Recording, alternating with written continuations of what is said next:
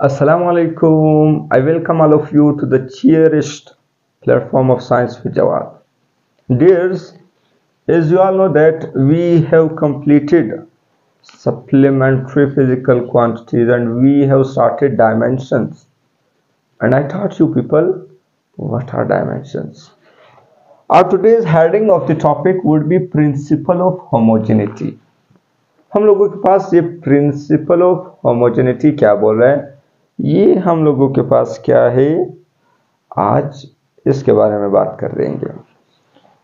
Principal of homogeneity क्या कहते हैं? वी कैन एड और सब्ट्रैक्ट, वी कैन एड और subtract similar physical quantities, similar physical quantities। होमो principal का मतलब है उसूल। Okay, principal of homogeneity, homogeneity का आप लोगों के पास मतलब होमो मीन्स सेम। ओके, तो इससे ये टॉपिक ये बोल रहा है कि आप वो फिजिकल क्वांटिटीज ऐड कर सकते हो या सब्ट्रैक्ट कर सकते हो। कौन से फिजिकल क्वांटिटीज? जो आपके पास सिमिलर हो, जो आपके पास सिमिलर हो, एक जैसे हो। For example let's discuss about time. अभी अगर मैं टाइम के बारे में बोलूं, मैं बोला 4 सेकेंड, तो मैं प्लस करूंगा 3 सेकेंड। ये तो मैं नहीं कर सकता क्योंकि अभी देखो टाइम एक फंडामेंटल क्वांटिटी है और आपके पास इसका यूनिट सेकंड है, तो ये भी वही सेकंड सिमिलर फिजिकल क्वांटिटी है। अगर मैं इस तरह कर दूं 4 second plus 5 kilogram, is it alright? The answer is no, because आपके पास किलोग्राम एक अदर फिजिकल क्वांटिटी है, सेकंड आपके पास अदर फिजिकल क्वांटिटी है, तो ये दोनों एड अप या सब्ट्रैक्ट नहीं हो सकते। क्यों? क्योंकि ये फिर प्रिंसिपल ऑफ होमोजेनिटी का क्या होगा? अगेंस्ट होगा। So what basically principle of homogeneity tells us? It tells us that we can add और सब्ट्रैक्ट सेम फिजिकल क्वांटिटीज। अगर हम लोगों के पास फिजिकल क्वांटिटीज सेम है तो उसको हम लोग ऐड भी कर सकते हैं, जमा भी कर सकते हैं और सब्ट्रैक्ट भी कर सकते हैं। इसके अलावा अगर डिफरेंट है तो हम लोग उसको न ऐड अप कर सकते हैं न सब्ट्रैक्ट कर सकते। चलो अभी इस पर हम लोग एक क्वेश्चन कर देते कि हम लोग डायमेंशंस को कैसे मालूम करते हैं। मैं एक क्वेश्चन उठा देता हूं, find the dimension of A and be in equation. Find, question क्या है? क्वेश्चन के बगैर समझ में नहीं आने वाला। Find the dimension of A and B in equation V is equal to, मैं इक्वेशन देख लू, A plus BT, V is equal to A plus BT। Dears, देख लो, आप लोगों के पास बोल रहा है डायमेंशंस के बारे में बात करें तो हम लोगों ने डायमेंशन ही के बारे में बात करें। आपसे पूछ रहे कि डायमेंशन मालूम कर दो। आप क्या पूछ रहे कि डायमेंशन फाइंड कर दो, किसका? ए एंड बी का।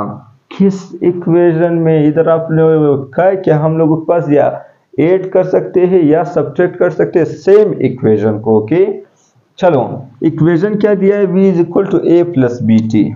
सबसे पहले आते हैं इसको कैसे सॉल्व करते हैं। सॉल्यूशन, v आपके पास क्या है? वेलोसिटी है। क्या है? वेलोसिटी है। a आपके पास क्या है? एक्सेलरेशन है। चलो ये इज इक्वल टू के इस तरफ है, इसी इक्वेशन को मैं एक दफा इधर उतार देता हूं। v is equal to A plus B T. इधर a प्लस हो रहा है, बी टी प्लस हो रहा है, इज इक्वल टू के उस तरफ जाके क्या होगा? माइनस होगा। v minus A minus B T is equal to 0। Okay, अभी सबसे पहले मैंने फाइंड क्या करना है? डायमेंशन ऑफ ए को और डायमेंशन ऑफ बी को। तो मुझे पता है कि dimension dimension of A is equal to dimension of V. Dimension की जगह मैं डी लिखूंगा, इतना बड़ा कौन लिख सकता है, डायमेंशन ऑफ वी। अभी डायमेंशन ऑफ ए हम लोग मालूम कर रहे हैं, तो ये आसान सी बात है, डायमेंशन ऑफ ए किसके बराबर है, वी के बराबर है। वेलोसिटी वी क्या है, वेलोसिटी, और वेलोसिटी का हम लोग के पास डायमेंशन क्या था, डिस्प्लेसमेंट अपॉन टाइम। डिस्प्लेसमेंट यानी लेंथ अपॉन टाइम। ये जब ऊपर जाएगा ये क्या बनेगा, एल टी माइनस 1। तो आपके पास ये जो आपके पास डायमेंशन ऑफ ए है वो किसके बराबर है, एल टी माइनस 1 के बराबर है। चलो अभी डायमेंशन ऑफ बी के बारे में बात करेंगे। Dimension of B, dimension of BT dimension of BT भी किसके बराबर है, वी के बराबर है, is equal to dimension of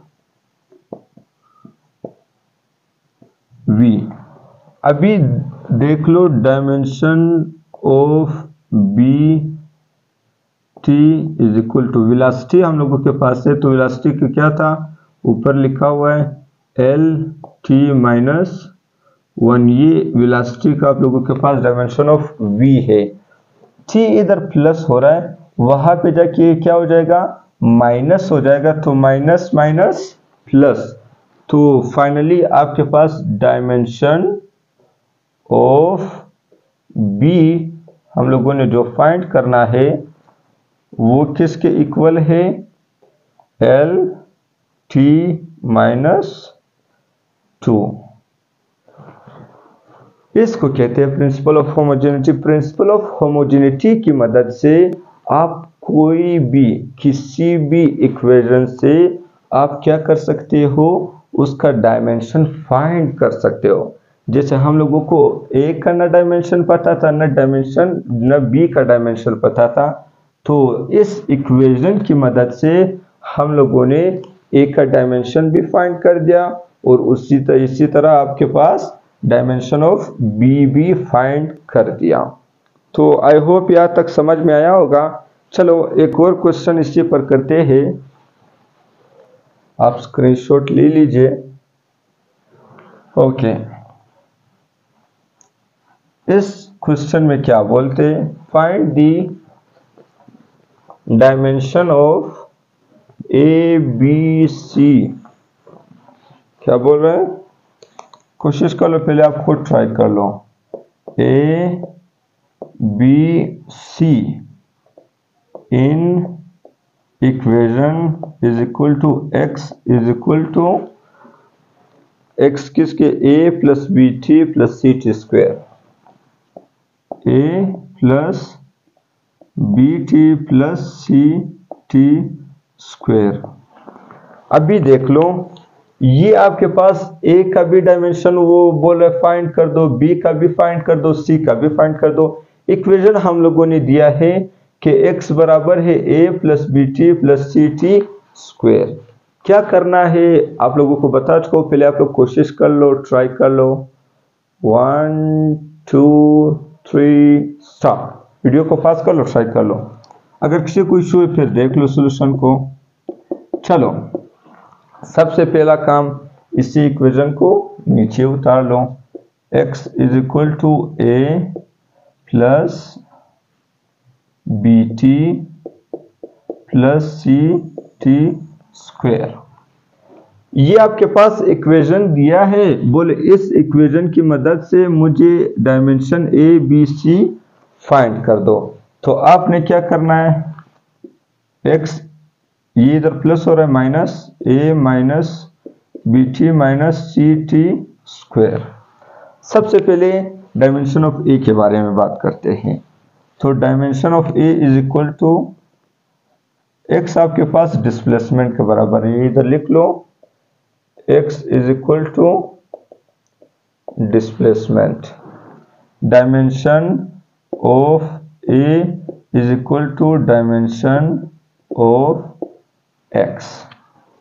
हम सारे, अगर मैं ए की बात कर रहा हूं तो डायमेंशन ऑफ ए को मैं कंसिडर करूंगा डायमेंशन ऑफ एक्स के बराबर, क्योंकि एक्स का मतलब है फाइंड करना, ए इज इक्वल टू की उस तरफ है, इस वजह से मैं अगर मैं डायमेंशन ऑफ बी के भी करूंगी तो डायमेंशन ऑफ एक्स करूंगा, फिर अगर मैं डायमेंशन ऑफ सी का भी फाइंड करूंगा तो मैं डायमेंशन ऑफ एक्स के बराबर लाऊंगा, उसकी मदद से फिर मैं आप लोगों को बता सकूंगा कि ये क्या है।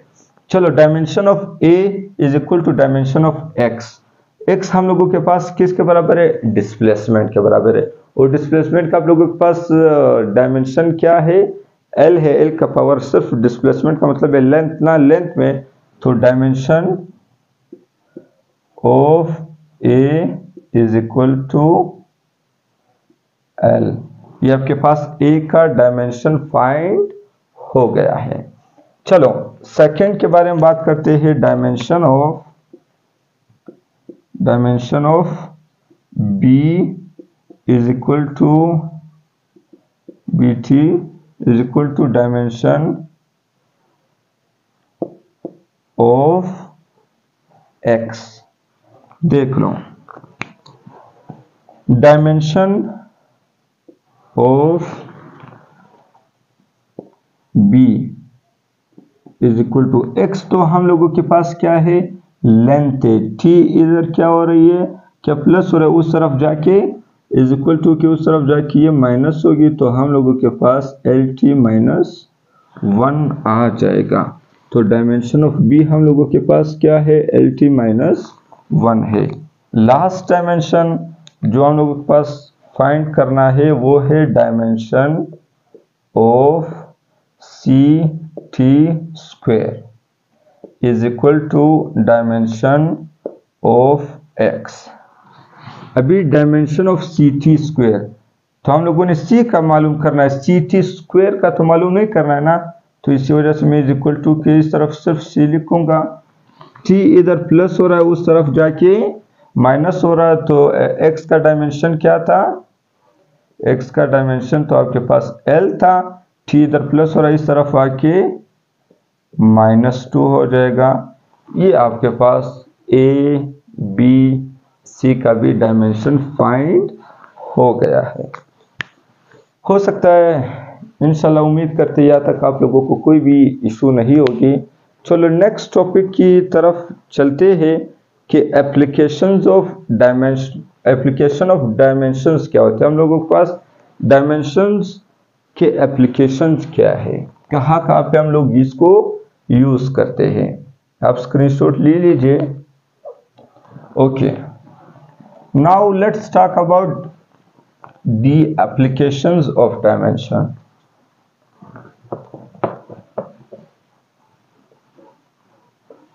सबसे पहला काम, एप्लीकेशन ऑफ डायमेंशन।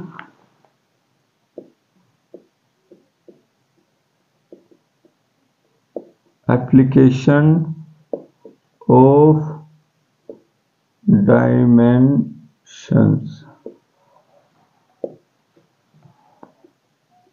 हम लोग डायमेंशन की मदद से एक इक्वेशन को चेक कर सकते हैं कि वेदर इज इट ट्रू और फॉल्स। चलो, checking the correction of an equation. सबसे पहला काम क्या है? Checking the equation of checking the correction of an equation, checking the correction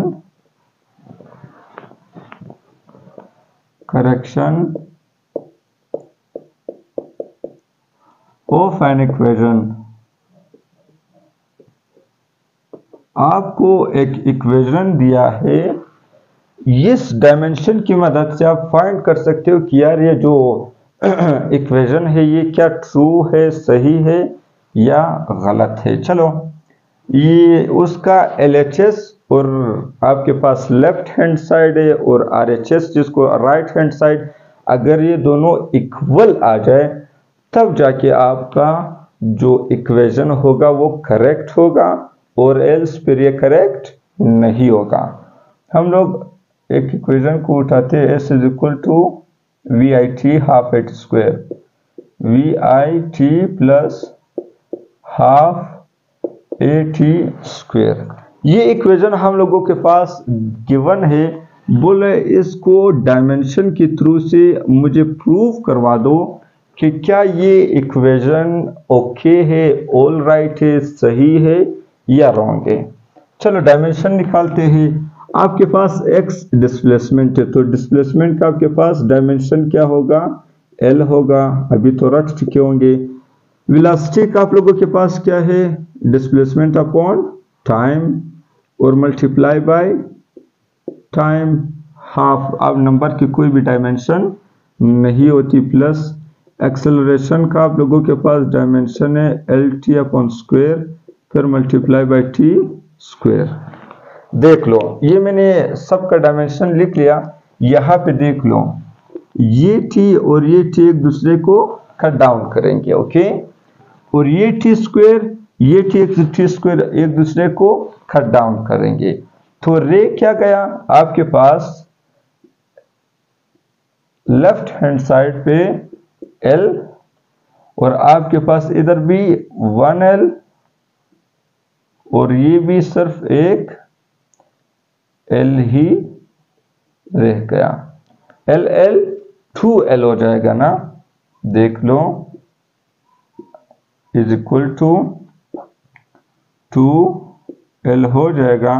लेकिन हम लोगों के पास नंबर का कोई डायमेंशन नहीं होता, इस वजह से हम लोग वैल्यू को, नंबर को हटा देते हैं। तो यहाँ से हम लोगों को पता चल जाता है कि जो मेरा राइट हैंड साइड है और लेफ्ट हैंड साइड है, ये हम लोगों के पास क्या है, इक्वल है। क्या है, इक्वल है। तो इसी तरह हम लोगों ने ये फाइंड कर दिया कि ये इक्वेशन भी हम लोगों का बिल्कुल करेक्ट इक्वेशन है, ओके। चलो एक और इक्वेशन मैं आप लोगों को दे देता हूँ, आप लोग फाइंड कर लो। टी सेकंड इक्वेशन, इसको मैं मिटा देता हूँ। T is equal to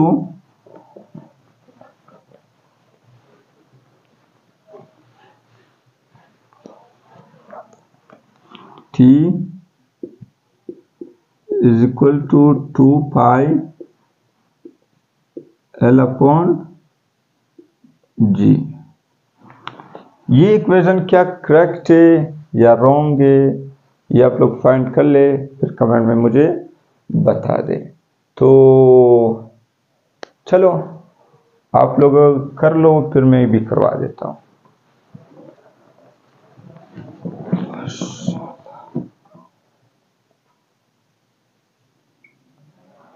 okay dears, उम्मीद है कि आप लोगों ने वाइंड अप किया होगा। फिर भी अगर किसी को इशू है तो चलो मैं ही सॉल्व करवा देता हूँ।